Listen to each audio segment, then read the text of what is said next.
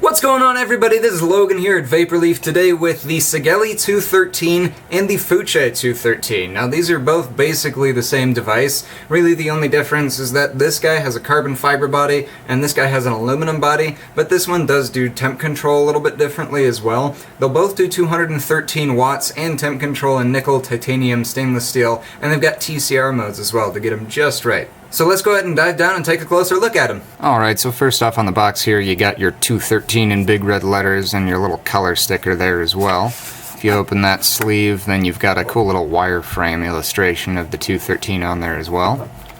Slide that box open, and we've got our device. If we pull that out, we've also got a micro USB cable, nothing too fancy. And then you're also going to get your warranty card, your authenticity instruction booklet, and your overall user manual. As far as the build quality goes, I am really impressed with this device. It looks really clean. Every now and then you'll see one with kind of a little bobble in the weave of the carbon fiber, but it doesn't actually create a physical bump or anything. It's really just an aesthetic sort of deal. The buttons are plastic, but they're still nice and clicky.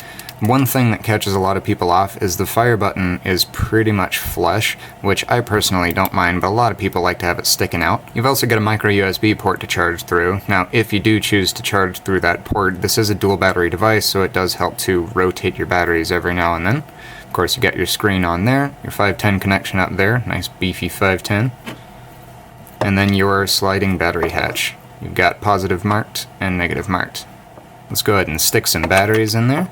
Positive matched with positive, and negative matched with negative. If we close that door, push it down and slide it in place, it is a pretty stiff fit. You don't really get any wiggling. Then we are booted up, and it actually booted up into the last mode that I had it in, which is stainless steel temp control. And to get through all the settings and everything, you do actually have to have an atomizer on there. Normally it would just be 3 clicks, but it doesn't do anything for me. It just says check atomizer, so I'm going to go ahead and screw my boot on here. And then we can do 3 clicks, and it gets us into this menu here. We've got power, stainless steel, titanium, nickel, TCR, and TFR. Now TCR and TFR are both going to be custom modes. You'll put in your own coefficient of resistance for whatever material you're using. If we take a look at power mode really quick, it's pretty straightforward. You do get a lot of information on the screen. You get your battery voltage, your battery percentage. This is your battery gauge down here. You can see it'll sag a little bit when I hold the fire button. You've got the mode that you're in. It says watt down at the bottom, and then your wattage as well as resistance, voltage, and amperage. To change the wattage, it's just down and up using the respective buttons. Another 3 clicks on the fire button. We can go to the right. That'll bring us over into stainless. If we click on that, it gives us the option of 304, 316, or 317. I'm running 316 stainless steel, so we'll tap the fire button on there. Fahrenheit or Celsius, I'm more familiar with Fahrenheit. And then it brings us to our screen. We get basically all of the same information that we had before, but now it says SS316 on the bottom and 500 degrees Fahrenheit. And it'll also show our wattage right down here. Now when you get a new atomizer on there, you're going to want to read the resistance. So if you hold both the up and down buttons, it's going to show resistance lock or read. First we'll read the resistance. It's 0.23 ohms on the dot. If we do that again, tap the fire button, we can lock the resistance. And if you hold those buttons again when the resistance is locked, you'll get this screen. You can either unlock the resistance or exit that menu there. To change that preheat wattage, we're going to hold the fire button and up. It says preheat power adjustment. Comes up with this menu. We've got it at 213 watts. We can go down and up, and if we tap the fire button we can change how long that's going for.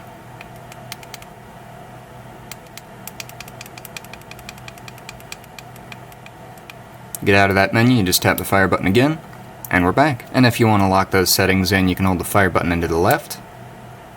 It'll say button locked. So now I can't use these buttons, but I can still use the fire button. To unlock those buttons, you do the same thing. And then to change your temp, you just go down or up. Now if you want to use the TCR settings, you're going to do those 3 clicks again. Scroll over to TCR. You've got 5 memory settings to choose from. You can set each value from 0 to 9 by going to the right. and then go into the left is going to change which number you have highlighted to change. Tap the fire button, Fahrenheit or Celsius, and then you're in TCR mode. And then of course to lock the device, it's 5 quick clicks. Locked. Nothing happening. 5 clicks to unlock. And we're ready to go. I'm going to put it back into temp stainless steel really quick, so 3 clicks. Over to stainless. 316. Fahrenheit. And we're ready. So let's go ahead and bring it up top and see how it vapes. Alright guys, so as I mentioned before, I've got my gold-plated Buddha on there. I've got some stainless steel 316 fused Claptons running at 0.23 ohms, 213 watt preheat, and 500 degrees Fahrenheit. Let's see how it does.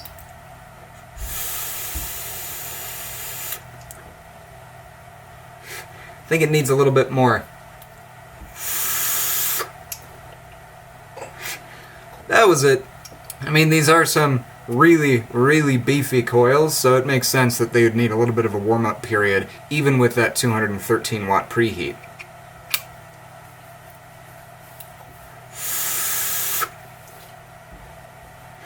Oh yeah, that's lovely. Really nice consistent temperature.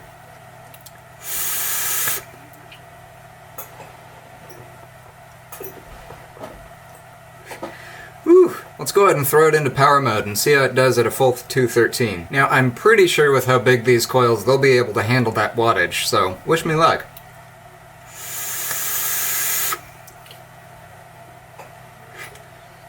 Well, it's hot. That is a strong 213 watts. You know, I've got a DNA 200 and running up at 200, it does not get that hot, so I'd say that is actually getting up to 213 watts.